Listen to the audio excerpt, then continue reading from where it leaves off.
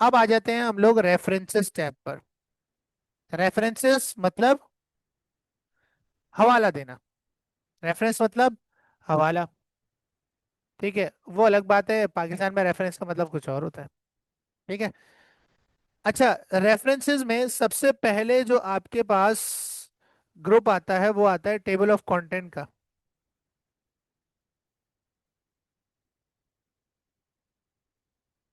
ठीक है, table of content का। अब टेबल ऑफ कंटेंट क्या है? टेबल ऑफ कंटेंट हम सबने देख रखा है। टेबल ऑफ कंटेंट आपकी हर बुक में सबसे पहले होता है, जिसमें ये होता है कि कौन कौन से चैप्टर्स है और किस पेज पर मौजूद है। This is called table of content. ठीक है, अब टेबल ऑफ कंटेंट तो तभी होगा ना जब हेडिंग्स होंगी, चैप्टर्स होंगे, उनमें पैराग्राफ होगा, कुछ होगा। तो हमारे पास तो अभी कुछ भी नहीं है, तो हमें कुछ जनरेट करना पड़ेगा। लेट सपोज मैं नाम ही रख देता हूँ चैप्टर 1। ठीक है, आप हेडिंग में कुछ भी लिख सकते हो। ठीक है, और इसको मैं प्रॉपर एक हेडिंग बनाऊंगा, क्योंकि स्टाइल लगाने से ही टेबल ऑफ कंटेंट में ये हेडिंग टेबल ऑफ कंटेंट उठाएगा, वरना नहीं उठाएगा। फिर स्टाइल लगाने के बाद आप इसे जिस तरह मॉडिफाई करना चाहो कर सकते हो। उसके बाद मैंने इसके नीचे लगा दिया रैंडम। ठीक है, रैंडम थोड़ा ज्यादा लगा देते हैं। ठीक है, उसके बाद इसी को मैंने कॉपी किया और इसी के नीचे पेस्ट करके इस चैप्टर का नाम मैंने 2 कर दिया। चैप्टर 2। उसके बाद फिर नीचे आया। फिर नीचे आने के बाद मैंने इसी के नीचे इसको दोबारा पेस्ट करके चैप्टर 3 कर दिया। ठीक है, अब देखो मुझे अगर चैप्टर 1 चैप्टर 2 चैप्टर 3 पे जाना है तो मुझे एक एक करके स्क्रॉल करना पड़ेगा। मैं यहाँ पेज ब्रेक लगा रहा हूँ, तो मेरा पहला पेज क्या हो चुका है? खाली हो चुका है, क्योंकि टेबल ऑफ कंटेंट कहाँ होता है? हमेशा पहले पेज पर होता है। लेआउट में जाके इसकी जो ओरिएंटेशन है वो मैं वापस पोर्ट्रेट कर रहा हूँ। डन हो गया? ठीक है, अब मेरे पास ये आ चुके हैं चैप्टर्स। अब यहाँ पर जाहिर सी बात है, अगर मुझे चैप्टर 3 तक पहुंचना है तो अगर मुझे उसकी डेस्टिनेशन का पता चल जाए तो मैं जल्दी से पेज पलट के 3 तक चला जाऊंगा। वरना मुझे एक एक पेज पलट के हेडिंग्स देखते हुए जाना पड़ेगा, तो वो थोड़ा फ्रस्ट्रेटिंग हो जाएगा। तो यहाँ पर मैं, जब मैंने हेडिंग्स डाल दी है तो मैं उससे टेबल ऑफ कंटेंट जनरेट कर सकता हूँ रेफरेंसेस से। ठीक है, यानी कि हवाला ही हो गया कि टेबल ऑफ कंटेंट में उन चैप्टर्स का हवाला होगा जो नीचे मौजूद है, रेफरेंस। ठीक है, तो टेबल ऑफ कंटेंट पर क्लिक करेंगे और यहाँ पर आपको बहुत सारे प्रीसेट मिल जाते हैं जो कि आप यूज कर सकते हो। मैं पहले वाला प्रीसेट यूज करता हूँ, तो ऑटोमेटिकली जो हेडिंग्स थी उनका टेबल ऑफ कंटेंट इसने जनरेट कर दिया है। ठीक है, बाकी आप इसके स्टाइल वगैरह और डिजाइन वगैरह चेंज कर लो। ठीक है, बोल्ड कर दो थोड़ा, और नाम भी चेंज कर सकते हो, कंटेंट्स की जगह आप कुछ और लिख दो। ठीक है, और पेज नंबर भी आगे आपको बता रहा है। और एक खास बात रेफरेंस की, कि अगर मैं इस पे माउस रखूँ तो मुझे क्या कह रहा है? Control plus click to follow link, मतलब ये एक लिंक बन चुका है। इसके ऊपर क्लिक करूंगा तो कहाँ ले जाएगा? चैप्टर 3 पर ले जाएगा ऑटोमेटिकली। तो this is called table of content, और अब मैंने ये पढ़ा दिया तो ये बुक में होना भी चाहिए। ठीक है, अब टॉप पर आते हैं। टॉप पर आते हैं, अच्छा देखो, नीचे आते हैं। अब चैप्टर 1 में सब हेडिंग भी हो सकती है। चैप्टर 1 में सब हेडिंग भी हो सकती है सर, बिल्कुल हो सकती है। आओ चेक करते हैं। चैप्टर 1 में लेट्स सपोज सब हेडिंग लगा दी कंप्यूटर की। किसकी? अब इसे प्रॉपर एक सब हेडिंग बनाना है। अब देखो, ये हेडिंग मेन हेडिंग है और हेडिंग 2 को सब हेडिंग बोलते हैं। क्या बोलते हैं? तो मैं कंप्यूटर सेलेक्ट करूंगा और यहाँ से हेडिंग 2 चूज कर लूंगा। क्या चूज करूंगा? हेडिंग 2। अब ऊपर आओ, जो टेबल ऑफ कंटेंट है, अब आप इस पे क्लिक करोगे ना तो यहाँ पर आपके पास ऑप्शन आता है अपडेट टेबल का। और अगर आप रेफरेंसेस में जाओगे तब भी आपको ये ऑप्शन यहाँ देखने को मिलेगा। अगर आपने नई हेडिंग ऐड करी है या नई सब हेडिंग ऐड करी है और वो टेबल ऑफ कंटेंट में नहीं शो रही, तो अपडेट टेबल करेंगे। ठीक है, अपडेट टेबल पे मैं क्लिक करूंगा तो ये आपसे पूछेगा कि अपडेट द इंटायर टेबल या update the page numbers only. मैं बोलूंगा update the entire table. Okay पर क्लिक करूंगा तो देखो इसने चैप्टर 1 की सब हेडिंग भी बता दी किस पेज पर है। तो इसका मतलब ये सिर्फ हेडिंग्स उठाता है। क्या उठाता है? सिर्फ हेडिंग्स उठा लेता है। तो हेडिंग का प्रीसेट होना चाहिए, वरना वरना काम नहीं करेंगे नॉर्मल, अगर आपने हेडिंग बनाई है तो। ठीक है, वरना फिर आपको कस्टमली लिखना पड़ेगा और फिर ये वाला काम भी नहीं होगा कि इसके ऊपर क्लिक करके मैं उस हेडिंग तक जा सकता हूँ। ठीक है, तो हेडिंग्स एंड सब हेडिंग्स सब कुछ टेबल ऑफ कंटेंट में ऐड किए जा सकते हैं, और ऑटोमेटिकली वो पेज नंबर जो है वो आपको आगे बता देता है कि चैप्टर 3 पेज नंबर 6 पर है, 2 पेज नंबर 4 पर है। तो this is called table of content. ठीक है, उसके बाद नीचे आ जाते हैं। अब आ जाता है आपके पास फुट नोट्स का। किसका आ जाता है? फुट नोट्स का आपके पास एक ग्रुप आ जाता है, फुट नोट। क्या होता है फुट नोट? फुट क्या होता है? पैर। ऐसा ही है। तो पेज के भी 3 हिस्से होते हैं। एक होता है हेडर, एक होती है पेज की बॉडी जहाँ हम लिख रहे हैं अभी, और एक होता है फुटर लास्ट क्लास में देखा था, हेडर, बॉडी एंड फुटर। तो अक्सर अगर आप लोगों ने कोई ऐसी बुक पढ़ी हो कि अक्सर ऐसा होता है कि लेट्स सपोज अगर कोई डिफिकल्ट वर्ड है ना, ठीक है, तो उसका मीनिंग हमारी बुक्स में होता था या तो उसी पेज के नीचे या बिल्कुल बुक के आखिर में, या तो उसी पेज के नीचे या उसके बुक के आखिर में उसके बारे में कोई नोट होता था। कि लेट सपोज अगर मान लो कि अगर मेरे किसी हिस्ट्री के चैप्टर में किसी मॉन्यूमेंट का जिक्र हो रहा है, किसी ऐसी चीज का जिक्र हो रहा है जो कि स्टूडेंट्स को पता ही नहीं है, ठीक है, तो मैं उसके ऊपर एक नोट छोड़ सकता हूँ अपने बुक के अंदर, लेकिन वो नोट मैं पैराग्राफ के बीच में नहीं छोड़ सकता क्योंकि उससे फिर आपकी सेंटेंसिंग खराब हो जाएगी। ठीक है, जो आपने लिखा है वो चीज जाहिर सी बात है एक नोट है वो, किसी की चीज के बारे में आप एक्सप्लेन कर रहे हो वो आप पैराग्राफ में डायरेक्ट नहीं कर सकते, तो हम एक नोट छोड़ते थे। अब वो नोट हो सकता है आपके उसी पेज के नीचे हो जिधर वो वर्ड मौजूद है, या हो सकता है बिल्कुल डॉक्यूमेंट के आखिर में हो। तो डॉक्यूमेंट के आखिर में किसी वर्ड, सेंटेंस या हेडिंग के मुतालिक कोई नोट छोड़ना एंड नोट कहलाता है। डॉक्यूमेंट के आखिर में, नहीं पेज के आखिर में, बिल्कुल पूरे वर्ड के डॉक्यूमेंट के लास्ट पेज पर एंड नोट कहलाता है। और फुट नोट उसी पेज के नीचे, जिस पेज के वर्ड पर, सेंटेंस पर या आप हेडिंग पर कोई नोट छोड़ना चाहते हो, तो अगर आप चाह रहे हो कि वो नोट आप उसी पेज के नीचे छोड़ो, ऐड करो, तो वो फुट नोट कहलाएगा। और वही नोट अगर डॉक्यूमेंट के आखिर में हो तो क्या कहलाएगा? एंड नोट कहलाएगा। क्या कहलाएगा? And note. अब मान लो मेरे पास जो है वो कुछ यहाँ पर कोई वर्ड पकड़ लेते हैं,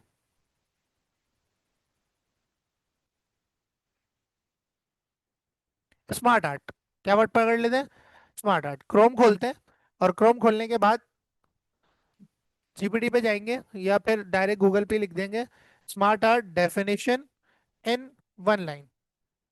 डन है। मैं एक नोट छोड़ना चाह रहा हूँ ना इसके बारे में, तो मुझे एक डेफिनेशन चाहिए, तो मैंने ये डेफिनेशन करी यहाँ से कॉपी। ठीक है, ताकि जो पढ़ने वाला है उसे पता रहे। अब एक नया बंदा पढ़े तो उसको स्मार्ट आर्ट क्या पता, तो मैं नोट छोड़ सकता हूँ अपने डॉक्यूमेंट पे, या तो उसी पेज के नीचे या बिल्कुल डॉक्यूमेंट के एंड में। ठीक है, डॉक्यूमेंट के एंड में छोड़ेंगे तो वो एंड नोट कहलाएगा, और उसी पेज के नीचे फुट नोट। क्या कहलाएगा?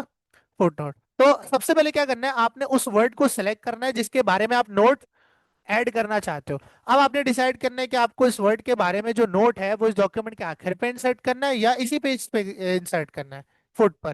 तो यहाँ पर इंसर्ट फुट नोट और इंसर्ट एंड नोट दोनों के बटन है।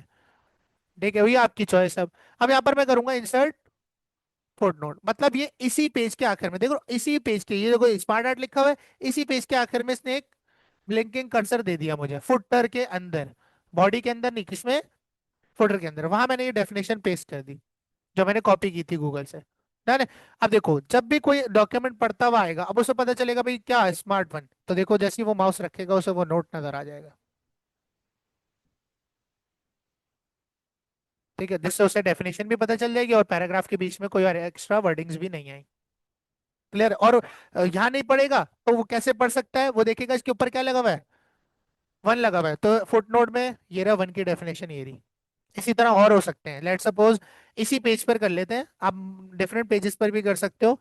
और कोई वर्ड देखो कुछ ऐसा लगे जो थोड़ा अलग हो।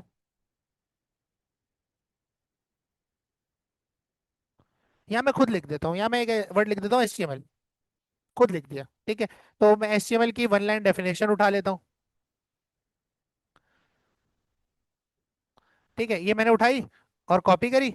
कॉपी करने के बाद मैं क्या, HTML को सेलेक्ट किया और इंसर्ट फुटनोट किया, नीचे इंसर्ट हो गया। ठीक है, और ये मैंने इंसर्ट कर दिया। अब देखो इसने उस वाले को आगे मूव कर दिया। अब आगे क्यों मूव कर दिया? क्योंकि HTML का वर्ड आपके पास डॉक्यूमेंट में पहले आता है, तो जो वर्ड पहले आएगा उसका पहले नंबर होगा, बाकियों का नीचे होगा। ठीक है, तो अब आपके पास कोई भी HTML पे माउस रखेगा तो उसे वो पर्टिकुलर वर्ड नजर आ जाएगा जो नोट आपने इसके ऊपर ऐड किया है। और ये फुट नोट है। कौन सा वो नोट है? Foot note. अब इसी तरह अगर मैं इस पर CSS का वर्ड लिख दूं, किसका वर्ड? CSS की डेफिनेशन भी उठा लेते हैं। ठीक है, ये CSS की डेफिनेशन कॉपी की। अब मैं एंड नोट इंसर्ट करूंगा, मतलब मुझे CSS का नोट छोड़ना है बिल्कुल डॉक्यूमेंट के आखिर में, पेज के फुट में नहीं। कहां पर? डॉक्यूमेंट के आखिर में। ये क्या कहलाता है? And note. तो CSS का वर्ड करूंगा सेलेक्ट, और सेलेक्ट करने के बाद इंसर्ट एंड नोट पर क्लिक करूंगा। ठीक है। अब सबसे नीचे आएंगे, सबसे नीचे आएंगे, देखो आपके पास सबसे आखिर में ब्लिंक कर रहा है, यहाँ पर छोड़ दिया आपने नोट सीएसएस का। अब ऊपर जाते हैं, अब मुझे सीएसएस जो है ना यहाँ पर फाइंड करना पड़ेगा, कहाँ लिखा था हम लोगों ने, बल्कि फुट नोट से देख लेते हैं ना, ऊपर ही होगा। ठीक है। अब यहाँ देखो सीएसएस पे रोमन 1 आ रहा है और उसके ऊपर भी नोट आ रहा है। तो अब आपकी मर्जी कि आप उसी पेज के फुट में इंसर्ट करना चाहो कोई नोट किसी चीज के मुतालिक, या फिर पेज के आखिर में वो एंड नोट कहलाएगा और उसी पेज के फुट में फुट नोट कहलाएगा। क्लियर है ये चीज? ठीक है। अच्छा, आपके पास नेक्स्ट फुट का बटन है जिससे ये जंप करता है, जितने फुट नोट्स होते हैं ना उस पर जंप करता है। जैसे नेक्स्ट फुट, अभी देखो स्मार्ट आर्ट पर कर्सर ब्लिंक कर रहा है, नेक्स्ट फुट करूंगा तो आपके पास आगे आगे लेता जाएगा, अब आगे कोई है ही नहीं सीएसएस के बाद। ठीक है। तो ये आपके पास फुट नोट और एंड नोट्स कहलाते हैं। ठीक है। वैसे तो मेन जो है इसके अंदर ये दो ग्रुप्स हैं, लेकिन फिर भी हम सारे पढ़ेंगे। ठीक है।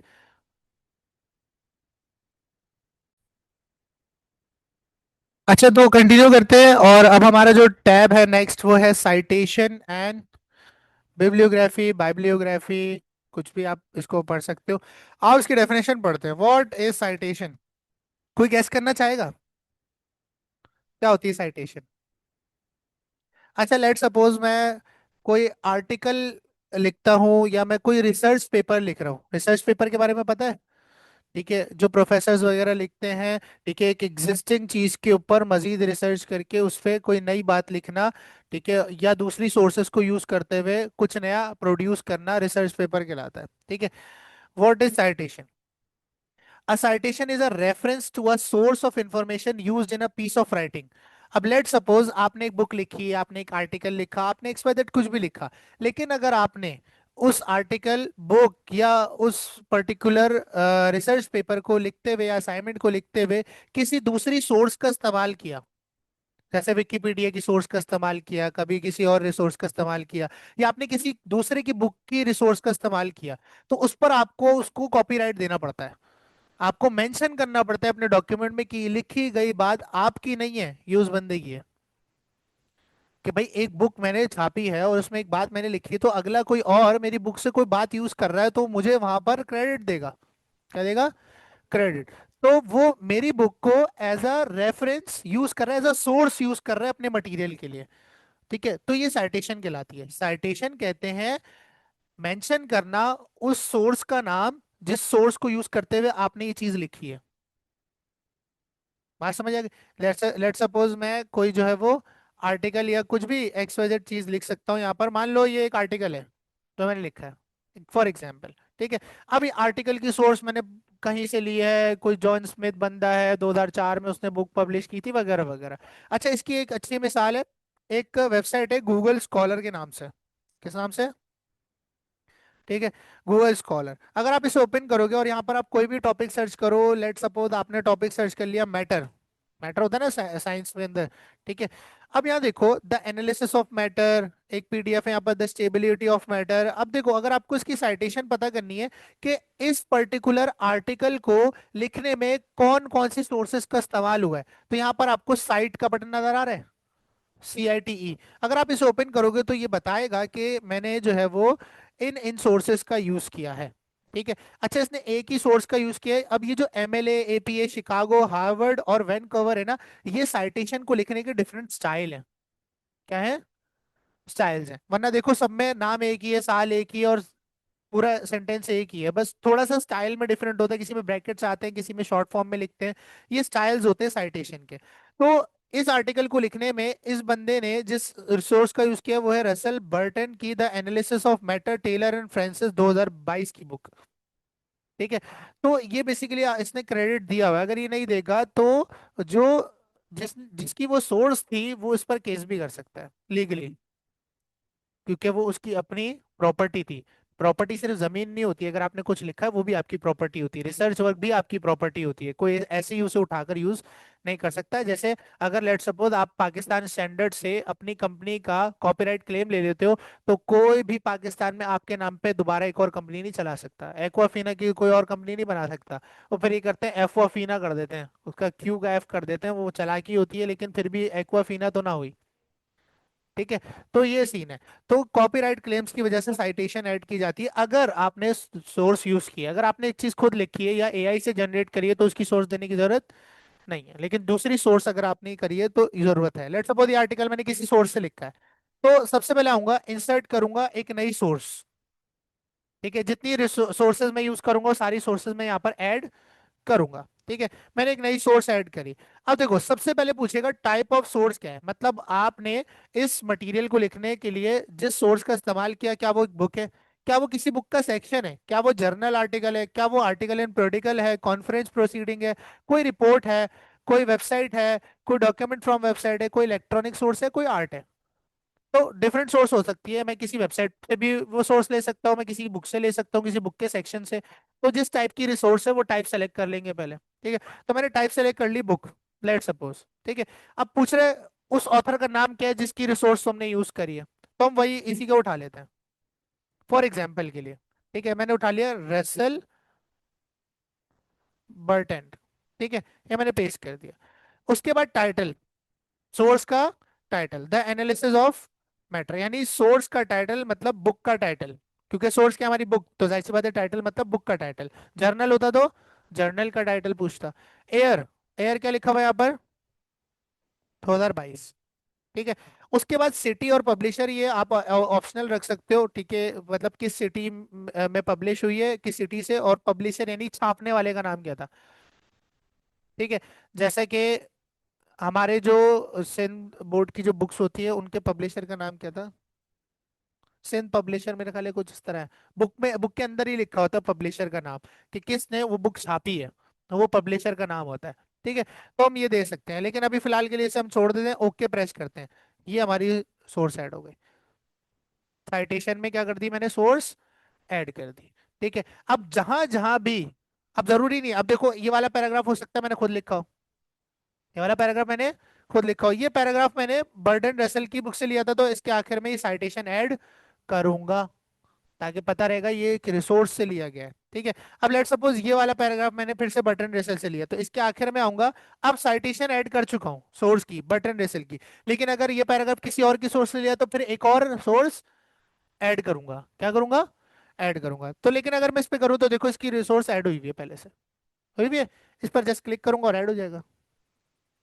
तो इस तरह से इसे मैं क्रेडिट दे रहा हूँ कि मैंने इसकी ये रिसोर्स यूज करी है, इसकी कोई बात यूज करी है, इसकी बुक की कोई बात यूज करी है। ये साइटेशन कहलाती है, क्या कहलाती है, साइटेशन। ठीक है, अगर आप मैनेज सोर्सेज पे क्लिक करो तो आपने जितनी भी सोर्सेज जो है वो ऐड कर रखी होंगी वो आपको यहाँ नजर आ रही होंगी। आप इन्हें एडिट और डिलीट भी कर सकते हो, कि लेट्स सपोज कुछ गलत लिख दिया, टाइटल गलत लिख दिया तो एडिट कर लेंगे, डिलीट करनी है, नहीं चाहिए थी डिलीट कर देंगे, और अगर न्यू पे क्लिक करूंगा तो नई ऐड कर सकता हूँ, वही वाला बॉक्स खुल जाएगा जो पहले खुला था। ठीक है, तो यहाँ से आप अपनी पूरी सोर्सेज क्या कर सकते हो, मैनेज कर सकते हो। ठीक है, अच्छा साइटेशन इस तरह दिखती है और बिब्लियोग्राफी इस तरह से दिखती है। ठीक है, अब इस पर डिफरेंस बताता हूँ। उसके बाद आ जाता है साइटेशन का स्टाइल। अच्छा, डिफरेंट स्टाइल्स हैं, एपीए का स्टाइल है, शिकागो 16 एडिशन का स्टाइल है, जीबी 77 गोस। खैर मैं कोई पब्लिशर तो हूँ नहीं, मुझे इनके बारे में इतनी डिटेल नहीं पता, बस इतना पता है कि ये साइटेशन को लिखने के डिफरेंट स्टाइल्स हैं। लेट सपोज अगर मैं यहाँ पर क्लिक करूँ और मैं साइटेशन स्टाइल चूज कर लूँ आईएसओ, ठीक है, और मैं इंसर्ट करूँ बटन रसल, तो तब भी ये इसी तरह ही दिखाता है, कोई इतना बड़ा आपको मेजर फर्क नहीं दिखेगा। अगर मैं फिर से इसको सिलेक्ट करूँ और इसका स्टाइल मैं कुछ और करूँ तो चेंज होता है, इसमें कुछ नहीं होता। ठीक है, तो थोड़ा बहुत चेंज हो रहा है, स्पेस वगैरह आ गया थोड़ा सा। ठीक है, इतना कोई इतना फर्क नहीं होता, जैसे कि इसमें देखो, एमएलए एपीए शिकागो हार्वर्ड वही सारी स्टाइल्स हैं ये, लेकिन इतना कोई बड़ा डिफरेंस आपको इनमें फील नहीं होगा। बस वो पब्लिशर्स के हिसाब से, डिफरेंट सिटी के पब्लिशर्स के हिसाब से ये स्पेसिंग वगैरह होती है, वर्ड्स आगे पीछे हो जाते हैं। ठीक है, अच्छा अब बात करते हैं बिब्लियोग्राफी की। बाइबिलियोग्राफी, बिब्लियोग्राफी, जो आप कहना चाहो। ठीक है, bibliography is a structured list of sources such as books, articles and website used or consulted to write a research paper, book और article। अब आपने हर सोर्स के बाद, जैसे आपने ये पैराग्राफ रसेल की बुक से लिया, अब आपने अगला पैराग्राफ लेट सपोज किसी जेन वेट की बुक से ले लिया, तो आप डिफरेंट सोर्सेज भी यूज कर सकते हो। लेकिन आपको क्या करना पड़ता है, आपको या तो बुक के स्टार्ट के किसी इंडेक्स पेज पर या बुक के आखिर में एक पूरी लिस्ट देनी होती है सोर्सेज की, कि भाई मैंने इसमें ये सोर्सेज इस्तेमाल करी हैं। तो साइटेशन कहते हैं क्रेडिट देना, उसी सोर्स का, और उसी सारी सोर्सेज की लिस्ट दे देना एक जगह पर एक साथ, ये बिब्लियोग्राफी कहलाती है। क्या कहलाती है? बिब्लियोग्राफी कहलाती है। तो मैं अपने डॉक्यूमेंट के आखिर में आऊंगा, अभी मेरे पास एक ही सोर्स है तो एक ही आएगी। डॉक्यूमेंट के आखिर में आऊंगा और एक पूरी लिस्ट यहाँ पर दे दूंगा, जिससे पता रहेगा कि भाई मेरे पास ये है। इंसर्ट बिब्लियोग्राफी करेंगे तो देखो आपके पास बिब्लियोग्राफी आ गई, और होती तो सारी आ जाती। क्लियर है? तो जितनी सोर्सेज यूज करी है, सोर्सेज यूज करी है जो ऐड थी, वो सारी की लिस्ट जो है वो कहलाती है बिब्लियोग्राफी, जो एक जगह देनी होती है। और जो हर सोर्स के आगे बताना होता है कि ये इस सोर्स का है, ये इस सोर्स का है, ये कहलाती है साइटेशन, यानी सोर्स। क्लियर है? तो ये साइटेशंस और बिब्लियोग्राफी कहलाती है, जो कि रेयरली यूज होगा अगर आप कोई रिसर्च पेपर लिखते हो, कोई बुक लिख रहे हो, कोई आर्टिकल लिख रहे हो, तभी आप यूज करोगे। नॉर्मली किसी डॉक्यूमेंट लिखने में यूज नहीं होती है। ये चीज सबको समझ आ चुकी है? ठीक है। अब आ जाते हैं कैप्शंस पर, जैसे हमने लास्ट क्लास में भी देखा था, फिर से पढ़ लेते हैं। ठीक है। अब अगर आप चाहते हो कि भाई आपके पास कोई फिगर है, कोई शेप है, कोई इमेज है, कोई वीडियो है, एनीथिंग, आइकन है, 3D मॉडल है, कोई भी फिगर है, ठीक है, आप उस फिगर को एक नाम देना चाहते हो। क्या देना चाहते हो? नाम। अब उस नाम का फायदा क्या होगा कि लेट सपोज अगर मुझे वही सेम इमेज दोबारा किसी उसी डॉक्यूमेंट में दोबारा यूज करनी है, लेट सपोज मैंने वो इमेज दूसरे पेज पर इस्तेमाल करी, और फिर वही सेम इमेज मुझे छठे पेज पर भी चाहिए, तो अगर मैं इस तरह से उसी सेम इमेज को बार बार रिपीट करता रहूंगा, तो मेरे पास डॉक्यूमेंट का साइज क्या हो जाएगा? ज्यादा हो जाएगा, और पेपर का साइज भी, यानी मेरे जो डॉक्यूमेंट है वो भी काफी लेंथी हो जाएगा, क्योंकि इमेज जगह लेगी। ठीक है। और इस चीज से बचने के लिए मैं क्या देता हूँ, अपने फिगर्स को एक नाम दे देता हूँ, जिससे मैं फिगर को एक दफा इंसर्ट करूंगा, और एक दफा इंसर्ट करने के बाद उसे एक नाम दे दूंगा, और अगर मुझे छठे पेज पर दोबारा से उस फिगर का हवाला देना है, ठीक है, तो मुझे एक्चुअल में पूरी इमेज इंसर्ट करने की जरूरत नहीं है, मैं उस फिगर के नाम का हवाला दे दूंगा वहां पर, जिस पर क्लिक करने पर वो इमेज पर ले जाएगा, जो हमने लास्ट क्लास में किया था। ठीक है। तो अब हमें यहाँ पर एक फिगर चाहिए होगा, ठीक है, text is not a figure, text पर ही काम नहीं करेगा। ठीक है, जब भी देखो इसके जो आइकन है उसके अंदर भी इमेज लगी हुई है, देख रहे हो? ठीक है। अब एक काम करते हैं कि यहाँ पर एक इमेज इंसर्ट करते हैं, इंसर्ट में जाते हैं, पिक्चर्स में जाते हैं, दिस डिवाइस में जाते हैं। ठीक है, और कोई इमेज देख लेते हैं अच्छी सी, अमेजोन की इमेज देख ली लेट सपोज। ठीक है। और इसको मैं थोड़ा सा वो कर देता हूँ। अब यहाँ पर इसको मैं एक कैप्शन दे दूंगा। क्या दे दूंगा? कैप्शन, यानी एक नाम दे दूंगा। ठीक है, जिसे मैं उस नाम को हवाले के तौर पर बाद में यूज कर सकता हूँ। ठीक है। तो रेफरेंसेस में जाएंगे और इंसर्ट कैप्शन पर क्लिक करेंगे, इमेज को सेलेक्ट करके। क्या? इमेज को सेलेक्ट करके इंसर्ट कैप्शन पर क्लिक करेंगे, आपसे फिगर का नाम पूछेगा। अच्छा, फिगर का नाम आपने डायरेक्ट नहीं रखना, वो मैंने इसलिए लास्ट क्लास में नहीं बताया था क्योंकि मैं एक ही पिक्चर इंसर्ट करी थी। ठीक है। अब फिगर का नाम कैसे रखना है, लिखेगा तो ये आपको मिटाने नहीं देगा, फिगर वन लिखेगा। अब फिगर वन के आगे आप कॉलन डाल के कोई नाम रख दो, जैसे कि मैंने इसका नाम रख दिया अमेजोन, फिगर वन कॉलन, तो नाम क्या रख दिया मैंने इसका, फिगर वन कॉलन अमेजोन। तो अब ये इमेज इस पूरे डॉक्यूमेंट में पहचानी जाएगी फिगर वन कॉलन अमेजोन के वर्ड से, इसके रेफरेंस से। ठीक है। अच्छा, अच्छा लेबल क्या है भाई, कोई फिगर है, कोई टेबल है, या कोई इक्वेशन है? मेरे पास फिगर है, क्या है? फिगर है। अच्छा, पोजीशन पूछ रहा है कि जो लेबल है फिगर का वो कहाँ लगाऊं, बिलो द सिलेक्टेड आइटम या अबव द सिलेक्टेड आइटम, दो ऑप्शन है। ठीक है, तो ये बाय डिफॉल्ट बिलो लगाता है तो बिलो ही कर देता हूँ, और ओके कर दिया, तो नीचे इसने फिगर ऐड कर दिया एक नाम इसके साथ। अब नीचे आओ।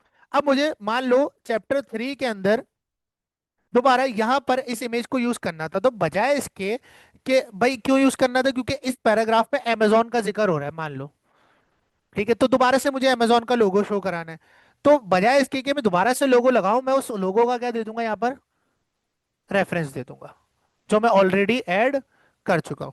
अब रेफरेंस ऐड करने के लिए क्रॉस रेफरेंस में आएंगे, कहाँ आएंगे? क्रॉस रेफरेंस में, क्रॉस रेफरेंस पे क्लिक करेंगे। अभी आपसे पूछेगा रेफरेंस टाइप क्या है, अगर आप हेडिंग सेलेक्ट करोगे तो आपसे बस सारी हेडिंग लेके आ जाएगा। आप क्रॉस रेफरेंस हेडिंग्स का भी दे सकते हो, लास्ट क्लास में हमने देखा था। ठीक है, आप क्रॉस रेफरेंस किसी नंबर्ड आइटम का, किसी बुकमार्क का, किसी निशानी का भी दे सकते हो, लेकिन मैंने क्या ऐड करी है, तो मैं क्या चूज करूंगा, फिगर चूज करूंगा। फिगर चूज करने के बाद आपके पास ये कैप्शन दिखा देगा मुझे सारे फिगर्स के, जिसका भी हवाला ऐड करना है वो फिगर का कैप्शन चूज करूंगा, जैसे पूरी लिस्ट आ जाएगी यहाँ पे। ठीक है, और इंसर्ट पे क्लिक कर दूंगा, तो आपके पास ऊपर देखो इसने गैलरीज के बाद ये टेक्स्ट ऐड कर दिया। ठीक है, जिसके ऊपर अगर मैं माउस रखूं तो क्या कह रहा है, ठीक है, जैसे इस पर क्लिक करूंगा तो ऑटोमेटिकली मैं इस लोगो पर आ जाऊंगा, मुझे दोबारा इमेज इंसर्ट करने की जरूरत इसलिए जो आपके पास बुक्स होती हैं उनमें भी नीचे रेफरेंसेस होते हैं, यानी कैप्शंस होते हैं इमेज के 10.1.0, ठीक है, या फिगर 3.0, जिसका हवाला पैराग्राफ्स में भी दिया जा रहा होता है कि फॉर एग्जांपल इस एग्जांपल को सही से समझने के लिए इस फिगर को देखें, लिखा होता है बाकायदा बुक्स के अंदर। ठीक है, तो ये कहलाता है आपके पास इंसर्ट कैप्शन क्रॉस रेफरेंस। अच्छा, अब मैं एक और इमेज इंसर्ट कर रहा हूँ, एक और फिगर डालने के लिए, यानी दो हो जाए, मल्टीपल भी देख लेते हैं ना। ठीक है, फिर से मैं आता हूँ इंसर्ट पर, पिक्चर पर और दिस डिवाइस पर, और यहाँ पर मैं ये वाली इमेज ले लेता हूँ। ठीक है, और इस इमेज को भी क्या दे दूंगा मैं, कैप्शन दे दूंगा। कहाँ जाऊंगा, रेफरेंसेस में, इंसर्ट कैप्शन, कॉलन, इसको मैं नाम दे देता हूँ सेल्स की पिक्चर है, किसकी है, सेल्स की, below the selected item, okay किया, फिगर कैप्शन ऐड हो गया। ठीक है, अब नीचे आते हैं। अब मुझे इस पैराग्राफ के बाद देना है यहाँ पर उस फिगर का हवाला, तो कहाँ जाऊंगा, रेफरेंसेस में, क्रॉस रेफरेंस में, या आपको कहाँ इंसर्ट में भी मिल जाएगा, ये सेम चीज है, सेम टूल है। ठीक है, क्रॉस रेफरेंस में जाऊंगा और यहाँ पर कौन सा सेलेक्ट करूंगा अब, जो जिसका मुझे रेफरेंस देना है, तो एंटर किया, अब इसके ऊपर क्लिक करके मैं उस इमेज पर रिडायरेक्ट हो जाऊंगा। क्लियर है ये चीज। ठीक है। अच्छा, अब ऐसा भी हो सकता है कि आपको जो क्लाइंट है वो ये बोले कि भाई सारी फिगर्स का ने एक लिस्ट एक जगह पर दे दो। एक तो आप बीच बीच में पैराग्राफ्स में भी दे रहे हो, ठीक है, जैसे साइटेशंस की यानी सोर्सेज की सारी लिस्ट को बिब्लियोग्राफी कहते हैं, क्या कहते हैं। इसी तरह जो फिगर कैप्शंस हैं, जो हवाले के लिए आपने फिगर कैप्शंस क्रिएट करें, अगर आप उसकी लिस्ट एक ही जगह पर डिफाइन कर दो, किसी एक जगह पर एज एन इंडेक्स, जैसे पता रहे कि भाई इस वाले डॉक्यूमेंट में ये इमेजेस के रेफरेंसेस हैं, ठीक है, तो उसे कहते हैं टेबल ऑफ फिगर्स।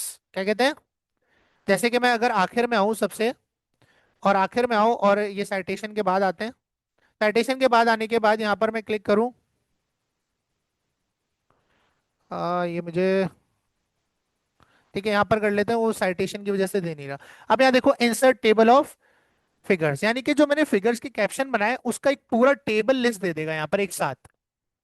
क्या दे देगा, एक साथ। एक तो मैं एक एक जगह पर दे रहा हूँ जहां जहां मैं उसका रेफरेंस देना चाहता हूँ उस इमेज का, ठीक है, लेकिन अगर मैं एक लिस्ट भी देना चाहता हूँ एक इंडेक्स की तरह, एक टेबल ऑफ कंटेंट की तरह, तो मैं इंसर्ट टेबल ऑफ फिगर्स कर सकता हूँ।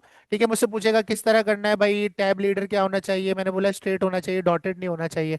तो ये सारा एडिट करने के बाद मैं ओके पर प्रेस करूंगा तो मुझे पूरी की पूरी फिगर कैप्शंस की एक कंटेंट, टेबल ऑफ कंटेंट की तरह एक लिस्ट बनाकर दे देगा, जिसके क्लिक करने पे मैं उस फिगर पर जंप भी कर सकता हूँ, जैसे कि मैं टेबल ऑफ कंटेंट में करता था, बिल्कुल सेम चीज है। कंट्रोल प्लस क्लिक किया, देखो अमेजोन पर ले आया। तो ये छोटी छोटी चीजें जो बड़ी काम की डॉक्यूमेंट्स में यूज होती है। इसमें किसी का कोई सवाल, पक्का। ठीक है, तो ये कहलाता है आपके पास कैप्शन, क्या कहलाता है, कैप्शन।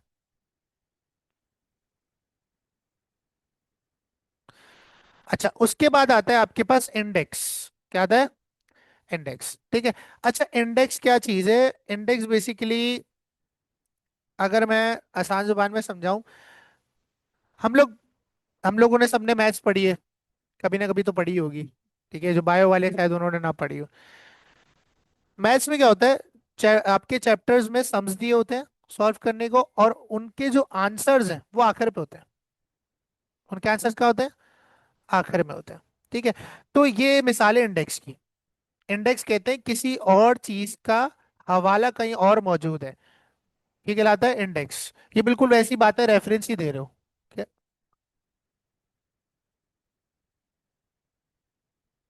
क्या कहते हैं, उर्दू में, पता नहीं,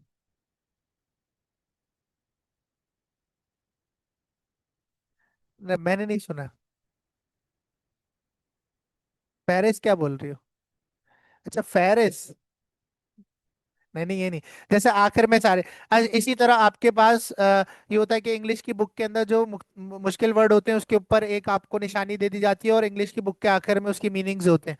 ठीक है, ये बेसिकली इंडेक्स कहलाता है। क्या कहलाता है, इंडेक्स, कि किसी वर्ड को मार्क करना और उसके बिहाफ पर कुछ और शो करवाना, ये इंडेक्स कहलाता है। क्या कहलाता है, इंडेक्स। ठीक है, ये थोड़ा सा कंफ्यूजिंग लगेगा, समझने की कोशिश करना। जैसे कि मैं डॉक्यूमेंट वर्ड का इंडेक्स ऐड करना चाहता हूँ, क्या ऐड करना चाहता हूँ, इंडेक्स, तो मैं मार्क एंट्री करूंगा सबसे पहले, इसकी क्या करूंगा, मार्क एंट्री। मार्क एंट्री करते हुए यहां पर मैं इसको सिर्फ और सिर्फ क्या कर दूंगा, मार्क कर दूंगा, और कुछ मुझे नहीं छेड़ना। अच्छा, फिर क्या होगा, ये एक इस तरह से आपके पास एक स्पेशल सिंबल से जनरेट कर देगा। ठीक है। इसको रिमूव करने के लिए आपके पास मेरे ख्याल ऑल्ट 8 दबाते हैं, नहीं ऑल्ट शिफ्ट 8, कंट्रोल शिफ्ट 8 दबाते हैं, क्या दबाते हैं, कंट्रोल शिफ्ट 8, तो आपके पास ये सारा कुछ रिमूव हो जाएगा। ठीक है, अब यहाँ पर आओ। अब अगर आपको उस वाले वर्ड का इंडेक्स ऐड करना है अपने डॉक्यूमेंट के आखिर पर या कहीं पर, कि पता चले ये वर्ड जो है वो किस पेज पर मौजूद है, वर्ड किस पेज पर मौजूद है, आखिर में आएंगे और आखिर में आने के बाद हम लोग करेंगे यहाँ पर एंट्री। और एंटर करने के बाद एक तो साइटेशन को मैं कर देता हूँ रिमूव, क्योंकि ये मसला कर रही है।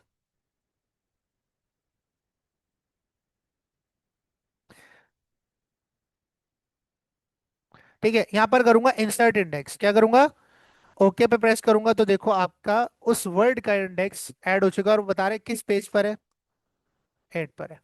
तो किसी स्पेसिफिक वर्ड का इंडेक्स डिफाइन करना किसी और दूसरे पेज पर, ये कहलाता है इंडेक्स, इंडेक्सिंग कहलाती है। ठीक है। यानी कि इसको आप समझ सकते हो कि यहाँ पर एक हवाला दे दिया कि ये वर्ड वहां पर मौजूद है, यहाँ पर टेक्स्ट भी आप चेंज कर सकते हो अगर चाहो तो। ठीक है, लेकिन ये इतना ज्यादा यूज नहीं होता। ये बात समझ आ गई है। ठीक है। उसके बाद आपके पास टेबल ऑफ अथॉरिटीज आ जाता है, वही साइटेशन वाला ही है। ठीक है, कि आपने कौन कौन सी अथॉरिटीज यूज करी हैं इस टेबल को बनाने के लिए। तो ये टेबल ऑफ अथॉरिटीज का बटन है, इस पर आप ओके करोगे तो आपके पास वर्ड फाउंड नोट, ये table of authorities, mark citation, next citation, है ही नहीं क्या, अरे है तो, रिमूव कर दी क्या मैंने, साइटेशन रिमूव कर दी क्या, नहीं वो तो बिब्लियोग्राफी थी ना, साइटेशन है तो मार्क साइटेशन करते हैं। ठीक है, मार्क करते हैं और मार्क करने के बाद फिर से कंट्रोल शिफ्ट 8 दबाएंगे, क्या दबाएंगे, तो वो जो स्पेशल सिंबल्स आपको नजर आ रहे हैं वो क्या हो जाएंगे, डिसअपेयर हो जाएंगे। तो इस तरह से आप साइटेशंस का भी एक इंडेक्स बना सकते हो, क्या बना सकते हो। ठीक है, और ये बटन है, किसी के पास पूरा भी लिखा हुआ आ रहा होगा, इंसर्ट टेबल ऑफ साइटेशंस, तो इस तरह से केसेस आपको दिखा देगा ये, कि किस पेज पर कौन से साइटेशन दी गई है। मतलब अगर रसेल का नाम 2 दफा आ रहा है तो किस पेज पर कहाँ पर आ रहा है, 1 पेज पर भी आ रहा है, 2 पेज पर भी आ रहा है, तो उसका पूरा इंडेक्स बना कर दे देगा आपको ये, जैसे कि वर्ड्स का बना कर देता है। ठीक है, इंडेक्स वर्ड्स पैराग्राफ या हेडिंग्स का हो सकता है। और जो ये टेबल ऑफ अथॉरिटीज है, इसका मतलब है कि साइटेशंस का इंडेक्स, के कौन सी साइटेशन किस पेज पर इस्तेमाल हुई है। लेकिन उससे पहले आपको हर साइटेशन की मार्क साइटेशन करनी पड़ेगी। जैसे कि मैंने सिर्फ पेज नंबर 1 की थी, तो सिर्फ किसकी आई है, जबकि मैंने 3 4 जगह भी यूज किया था, 2 3 जगह यूज किया था रसेल का नाम, लेकिन कितनी दफा है, ये देखो। तो मुझे हर साइटेशन को पहले मार्क करना पड़ेगा, फिर ही टेबल ऑफ अथॉरिटीज में ऐड होगा। ठीक है, तो ये इस तरह से आप ये कर सकते हो। क्लियर है ये चीज। तो ये रेफरेंसेस टैब है, इसको थोड़ा सा आप खुद करोगे तो फिर आपको अंदाजा होगा कि इस तरह से चीजें लेकर चलनी है। ठीक है। अच्छा, 2 3 एक इंटरेस्टिंग चीजें मैं यहाँ पर कराना चाहता हूँ।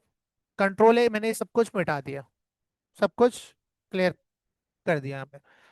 अच्छा, अब आप लोगों ने देखा हम लोग लिखते हैं रैंडम और हम लोग एंटर करते हैं, तो इस स्पेशल वर्ड के पीछे एक पैराग्राफ रखा हुआ है, एक क्या रखा हुआ है, पैराग्राफ रखा हुआ है, जो ऑटोमेटिकली आ जाता है इसके वर्ड के एंटर होने पर। ठीक है, क्या सर मैं ऐसा कर सकता हूं कि मैं बोलूं कि ट्रिपल ए लिखूं और एक लेटर आ जाए, पूरा का पूरा लेटर आ जाए, मैं ट्रिपल बी लिखूं या मैं अपना नाम लिखूं तो पूरी की पूरी सीवी आ जाए, मजा नहीं आ जाएगा। जैसे रैंडम हमेशा सेव है तो वो भी क्या हो जाएगा हमेशा के लिए। इसे कहते हैं प्रूफ रीडिंग ऑटो करेक्शन, क्या कहते हैं, प्रूफ रीडिंग ऑटो करेक्शन। अभी आपको कहाँ देखने को मिलेगा, अच्छा देखो यहाँ पर अगर आप राउंड ब्रैकेट लगाओ और सी लिखकर आप इस तरह से राउंड ब्रैकेट बंद करो, ये कॉपीराइट का सिंबल बन जाता है, नजर आ रहा है, क्या बन गया ये। अच्छा, अगर मैं इस तरह लिखूं अबाउट, देखो मैंने, देखो अबाउट किस तरह लिखा है मैंने, ए डबल बी लिखा है, क्या लिखा है, एंटर करता हूँ, सॉरी, मैं लिखा A double B U T, enter करूंगा, अभी लो भाई अब काम नहीं कर रहा, A double B U T, तो देखो इसने ऑटो करेक्ट में क्या दे दिया, अबाउट सही कर दिया। तो ये कैसे हो रहा है सर, कहीं ना कहीं तो होगा ना, तो हम अपना नहीं कर सकते, आओ चेक करते हैं। अब इसके लिए आपको क्या करना है, आपको इसके लिए फाइल में जाना है, कहाँ जाना है, फाइल में। फाइल में जाने के बाद आपने जाना है नीचे ऑप्शंस में, ये नजर आ रहे हैं नीचे ऑप्शंस, ये रे, ठीक है। ऑप्शंस में जाएंगे, जैसे ऑप्शंस में जाएंगे ये आपके पास वर्ड ऑप्शंस खुल जाएंगे, इसमें प्रूफिंग में आना है आपने, कहा है। इसमें आपको ऑप्शन दिखेगा ऑटो करेक्ट ऑप्शंस का, किसका।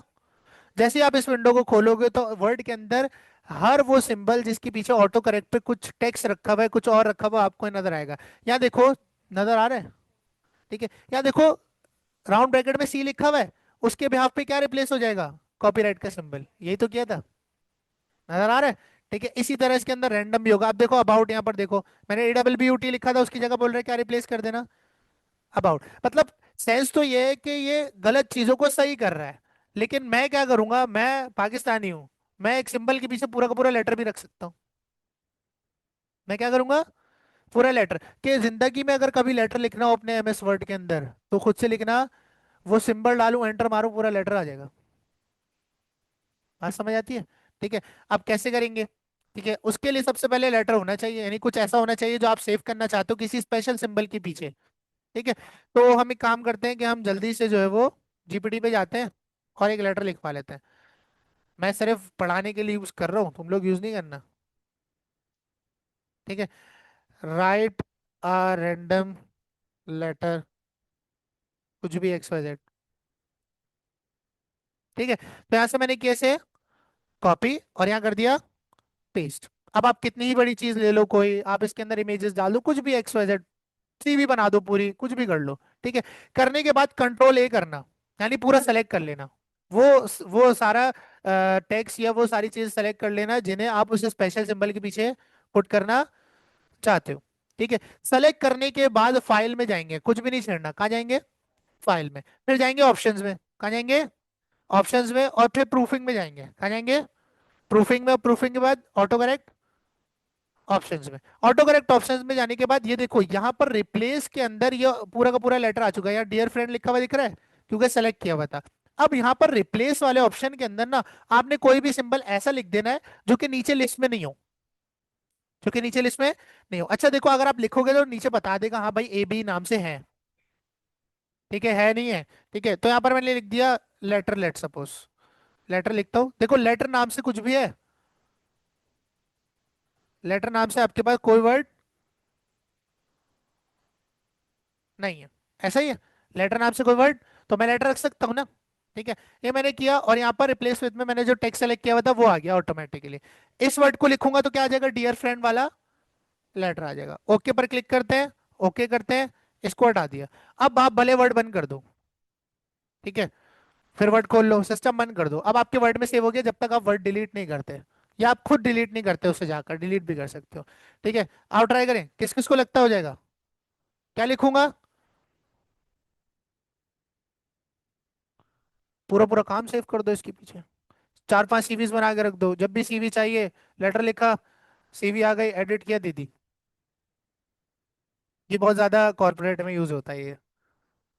ठीक है, अब एक बंदे ने लेटर लिखा है, अब वो लेटर उसे फ्रीक्वेंटली बार बार लिखना है, तो वो ये थोड़ी कि वो हर दफा सेव करके रखेगा, उसकी कॉपीज बनाएगा, वो सेव कर देगा इस तरह, उसे एडिट करेगा और भेज देगा, काम आसान हो गया। हो गया नहीं हो गया आसान। ठीक है, तो ये सीन है आपके पास। अच्छा, इसके अलावा इंसर्ट टैब में एक चीज है, वो है ऑब्जेक्ट्स। क्या है, ऑब्जेक्ट्स। अच्छा ऑब्जेक्ट्स क्या है, यहाँ पर जैसे ही आप ऑब्जेक्ट्स पर जाओगे तो ये आपको ना कुछ फाइल्स के नेम बताएगा, यानी सॉफ्टवेयर के name, Adobe Illustrator, Photoshop, Excel बताएगा आपको। ठीक है, ये सारी चीजें बताएगा। अब लेट सपोज मैं MS एक्सेल की वर्कशीट सेलेक्ट करता हूँ, क्या सेलेक्ट करता हूँ, वर्कशीट। ओके पर क्लिक करता हूँ। जैसे ही ओके पर क्लिक करूंगा तो ये देखो मुझे MS वर्ड के अंदर ही MS एक्सेल खोल के दे दिया, MS वर्ड के अंदर ही MS एक्सेल की विंडो खोल के दे दी। तो ऑब्जेक्ट का मतलब होता है किसी और सॉफ्टवेयर को MS वर्ड के साथ इंटीग्रेट करके यूज करना। क्या करना, इंटीग्रेट करके यूज करना। ठीक है, अच्छा एक और एग्जांपल दिखाता हूँ।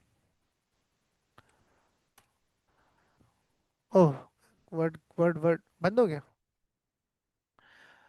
अच्छा अब देखो, यहाँ पर मैं जाता हूँ इंसर्ट में, और इंसर्ट में जाने के बाद मैं फिर से ऑब्जेक्ट्स पर जाता हूँ। अब देखो क्या होगा, जब भी तुम ये कोई भी इनमें से सॉफ्टवेयर चूज करोगे तो ये क्या करता है, ये बेसिकली उस सॉफ्टवेयर को ओपन कर देगा। ठीक है, अब उस सॉफ्टवेयर के अंदर आप काम करो। काम करने के बाद जैसे ही आप उस सॉफ्टवेयर को क्लोज करोगे, जो आपने काम उसमें किया होगा वो वर्ड में आ जाता है। देखो मैं इस मिसाल दिखाता हूँ, फोटोशॉप तो मैं खोलूंगा नहीं, तो एक काम करते हैं, पेंट ब्रश पिक्चर ले आते हैं, मतलब हमारे पास पेंट होता है ना विंडोज के अंदर जिस पे पेंटिंग करते हैं, तो पेंट ब्रश पिक्चर जैसे ही मैं उस पर ओके करूंगा तो ये मुझे खोल के दे देगा पेंट का सॉफ्टवेयर, खोल के दे दिया इसने। ठीक है, अब ये देखो इसके ऊपर मैं शेप्स वगैरह बनाता हूँ, कुछ भी काम एक्स वाई जेड ड्राइंग करता हूँ मैं। ठीक है, मैंने यहाँ पर हेलो लिख दिया लेट सपोज। ठीक है, और यहाँ पर लिख दिया एपटेक। डन है। ठीक है, अब देखो जैसे ही मैं इसे क्लोज करूंगा वो काम मेरे पास यहाँ पर आ गया। दिस इज ऑब्जेक्ट के वर्ड को किसी और सॉफ्टवेयर के साथ या किसी और फाइल्स के साथ इंटीग्रेट करके यूज करना, और जैसे ही वो बंद करोगे तो सारा काम किस में आ जाएगा, वर्ड के डॉक्यूमेंट पर आ जाएगा। ठीक है, अब इसमें एक चीज दिखाता हूँ मैं, मेरा ख्याल है वो ओपन डॉक्यूमेंट स्प्रेडशीट है। ओके पर क्लिक करते हैं। नहीं नहीं नहीं नहीं नहीं नहीं नहीं, कौन सा ऑप्शन था वो, वर्ड फाइल ओ एक्सेल चूज करने का।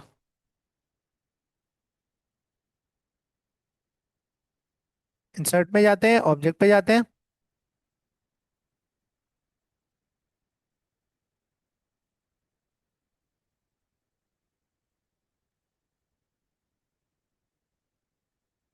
हाँ पैकेज है। कौन सा ऑप्शन है, पैकेज का। अच्छा पैकेज करोगे ना तो इस तरह से विंडो खुल जाएगी। ये फाइल नेम मांग रहा है आपसे, क्या मांग रहा है, फाइल नेम। अब आप ब्राउज करोगे, क्या करोगे, ब्राउज, और ब्राउज करके आप कोई भी फाइल दे दो उसे। क्या कर देंगे, कोई भी फाइल दे देंगे। लेट सपोज मैं जो है वो फाइल दे देता हूँ ये मोंगो डॉट एक्सएल एक्स जो भी है। ठीक है, ये एक्सेल की फाइल मैंने यहाँ दे दी, और फिर मैंने नेक्स्ट पे क्लिक किया और फिनिश कर दिया, तो ये पूरा का पूरा फाइल का रेफरेंस ऐड कर देगा पूरी फाइल। इस पर डबल क्लिक करोगे फाइल खुल जाएगी। तो आपने वर्ड के डॉक्यूमेंट में एक्सेल फाइल का रेफरेंस दे दिया, उस पर डबल क्लिक करोगे फाइल ओपन हो जाएगी। जैसे ही मैं इस पर डबल क्लिक करूंगा देखना ये वाली फाइल ओपन कर देगा। तो इवन क्या आप रेफरेंस दूसरी फाइल्स का भी ऐड इस तरह से कर सकते हो। एक तो लिंक्स की मदद से आप कर सकते हो, वो भी बताया था मैंने। ठीक है, लेकिन इस तरह से भी कर सकते हो, इसमें बेसिकली इस तरह आइकन वगैरह और पूरा नाम वगैरह आ जाएगा। लिंक में तो आपको खुद करना पड़ता है। ठीक है, तो ये छोटी छोटी चीजें जो आपको पता होनी चाहिए। अच्छा एक और चीज है इसके अंदर, इसके ड्रॉप डाउन में टेक्स्ट फ्रॉम फाइल, नाम से पता चल रहा है क्या करेगा, किसी फाइल से टेक्स्ट उठा के ले आएगा। क्या करेगा, ठीक है। तो आप इसको कोई भी फाइल दो जिसमें टेक्स्ट है, ऐसा नहीं है कि आप इसे कोई वीडियो दे रहे हो। ठीक है, तो हम डाउनलोड्स में जाते हैं, जैसे Afan CV dot docx, जाहिर सी बात है डॉक वर्ड की फाइल है तो इसमें क्या होगा, टेक्स्ट होगा। तो इस पे जैसे ही क्लिक करूंगा देखो अफान की फाइल से सारा टेक्स्ट उठा कर ले आया। तो छोटे छोटे जो टूल्स है ना ये बहुत काम आ जाते हैं आपको। क्लियर है ये चीज, किसी का यहाँ तक कोई सवाल।